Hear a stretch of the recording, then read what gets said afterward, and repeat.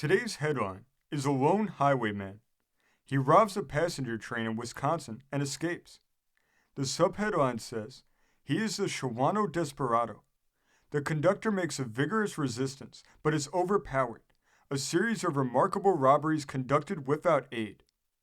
This article was a special to the Inquirer, originally reported from Chippewa Falls, Wisconsin, on August 8th. It says, the lone highwayman of northern Wisconsin has turned up again, just as the people of the state were congratulating themselves that he was dead.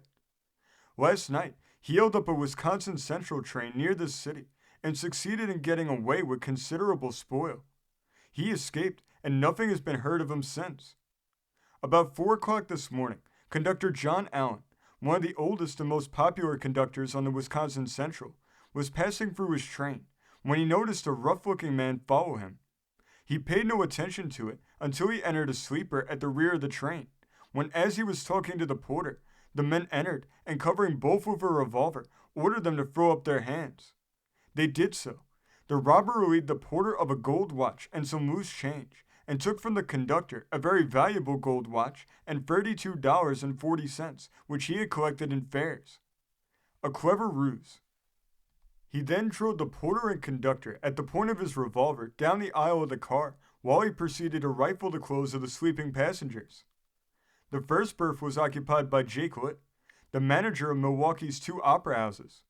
He had $500 on his person, but he declared that all his money had been turned over to the conductor for safekeeping. At this point, the porter thought he saw a good chance to sound an alarm. He jumped into a vacant berth and yelled lustily to the passengers to save themselves. This disconcerted the robber, and he left off talking to Litt and fired at the porter. Just at that moment, the train swung around a curve and nearly threw the desperado off his feet. He missed his aim and very nearly shot Mr. Litt, who crouched into a corner of the berth. The porter stopped making a noise, but the robber became scared and concluded to leave the train. Conductor Allen's brave fight. In the meantime, during the confusion, Conductor Allen had jumped behind the heater in one end of the car, and as the desperado passed him, he grabbed him. Then ensued a desperate struggle. The highwayman's revolver fell to the floor, and the contest became one of physical strength. The contest was an unequal one, as Conductor Allen was much the smaller of the 2 men, but he kept up the struggle for a long time, hoping that someone would come to his aid.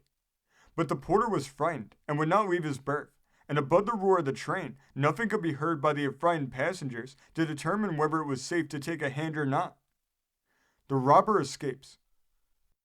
Finally, as the train lurched, Conductor Allen lost his grip, and the desperado seized his revolver with one hand, pulled the bell cord with the other, and as the train slowed up, leaped out into the darkness and was gone. Before anyone had hardly taken in the situation, the robber was far away, and pursuit was useless.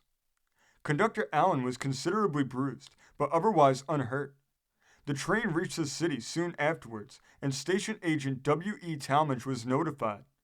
He sent out an alarm and offered a reward for his capture, but nothing has been heard of him. Mr. Talmadge is determined to hunt the robber down, as he is believed to be the man who has been operating in different parts of the state for several months. A bold career. The robber is only about 25 years old and is not an expert at the business. He does not employ the usual methods of the profession. He always goes alone and does the most daring and dangerous deeds in a blundering way, but nevertheless, he's always been successful. He made 3 bold robberies a short time ago near Shawano in the eastern part of the state. He held up 2 stagecoaches and rifled the mailbags and took what spare cash the passengers had without difficulty. He took a train on the Milwaukee and Northern Railroad in charge and got a large amount of plunder. He again turned up in June near Shawano and robbed a country storekeeper in the presence of a dozen farmers, who were too scared to afford any aid to the victim. He then drove off with a fine team hitched in front of the store, and the farmer has not yet seen his horses. Since then, he has made a number of robberies in the boldest possible manner. Jesse James never attempted such feats as he performs with the greatest coolness. The people of this section of the state are thoroughly alarmed, and although detectives have searched high and low for him, no trace has been found. 40 was dead. A rumor reached here a short time ago that he had been killed in northern Michigan. His reappearance has caused a panic in the rural districts and among the traveling public. This story came from the great state of Pennsylvania, being reported in the Philadelphia Inquirer of August 9th, 1889. Thank you for joining us today. If you want to continue to uncover all of America's lost and forgotten history, then remember before you leave to hit the subscribe button, hit the notification bell, and remember to like and comment below. And we will see you next time on Americana Archives.